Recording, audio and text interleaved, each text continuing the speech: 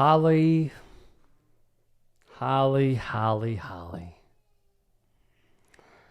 This was probably not a great moment.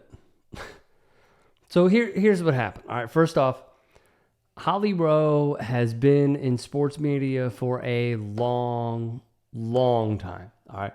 She has been in this industry, at least with ESPN, for like 20 plus years. She's done it all.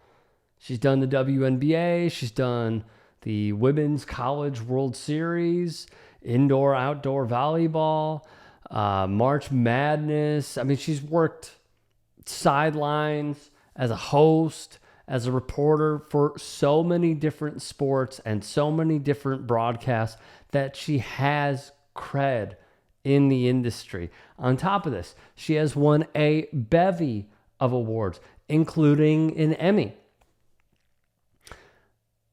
In 2015, I believe it was, she was diagnosed with skin cancer, and it was a rare form where only about 22% of people survive.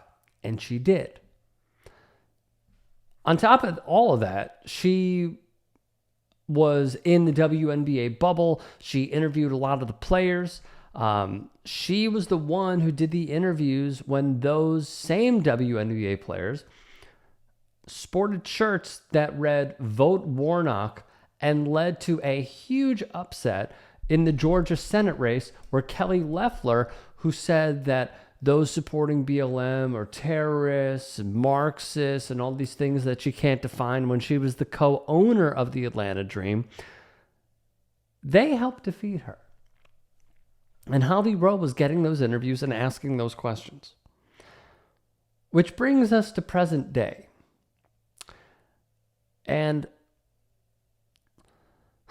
in the opening round of the women's tournament, women's college basketball tournament, USC, pre-Juju Watkins injury, was playing against UNC Greensboro. And Rowe would state this on the ESPN broadcast. Hey guys, quick break in the action. I have a new show coming out called The Rick Strom Show. It is going to be awesome. I'm interviewing musicians, athletes, producers, writers, journalists, authors, sports doctors. Go check it out at youtube.com/@TheRickStromShow. Also be sure to throw me a follow on Instagram, Threads, Blue Sky. It can all be found in the description box below. Thank you. I mean, she is cultural. She is a cultural icon here in LA. And I was at a game here last year, and I thought I was at the BET Awards. It was like every star in that community.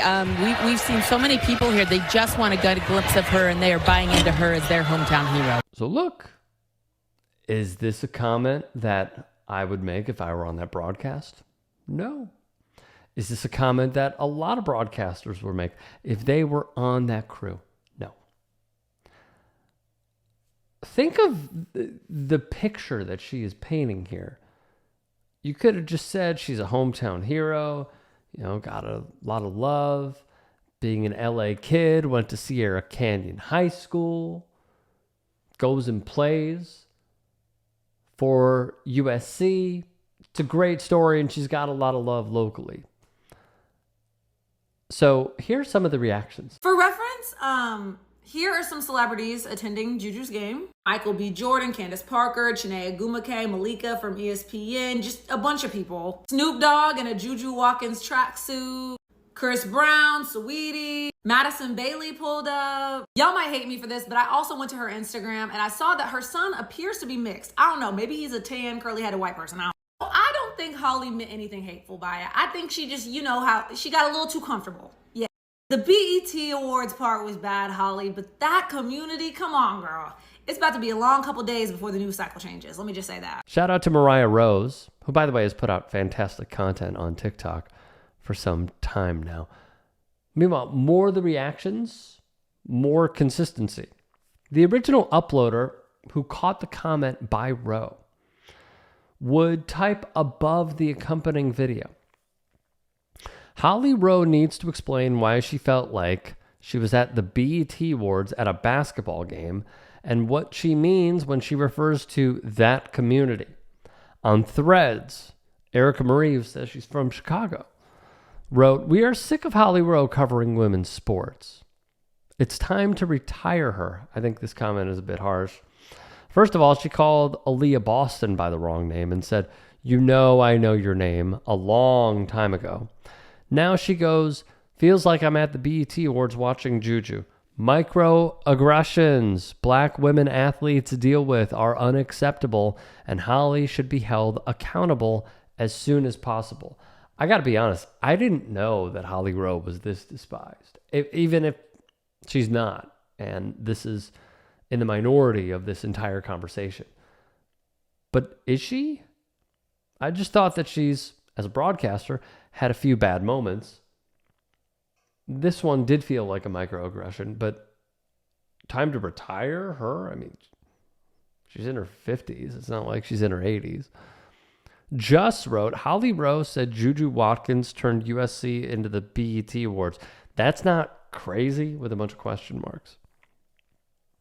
Ashley chimed in, and this is a tweet that The Root also put in their write-up. Holly Rowe basically said it was a lot of N-words at USC games.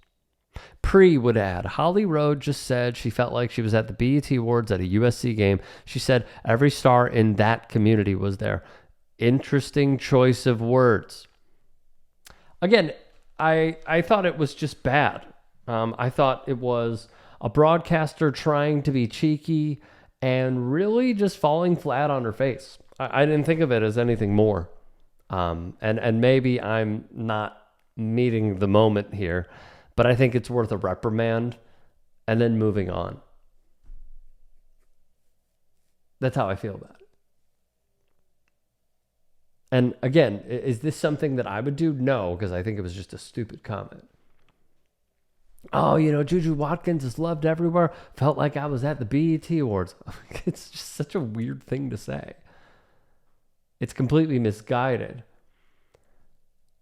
And here's the thing. Because I know that there will be some in these damn comments who are saying, why are you trying to cancel Holly Rowe? It is not about that. It is about holding someone up to the standard that they feel like they are meeting. It is about having some form of accountability. I wouldn't even say that this has become like mainstream news. You couldn't really find any write-ups out there, maybe a few here or there. One being The Root, one being from the Breakfast Club's website, and that's it. So this is not about cancellation. This is not about saying that she should never work sidelined or on a broadcast ever again. She, I believe, was the first woman to be color commentator for a Utah Jazz game. She is well respected in this field. It's just when you have someone who is so well respected and they have hiccups such as these, you're allowed to say, hey man, what was that about? They usually give an apology and then we move on. But yeah, man, honestly, I felt like this was a really bad moment that she will probably say, my bad. And then hopefully it just won't happen again. If you can and are willing, please become a paid member here at TYT Sports. And or go to tyt.com/join. In addition, you can follow me on Twitter, Instagram, and TikTok. Appreciate it. Have a great day.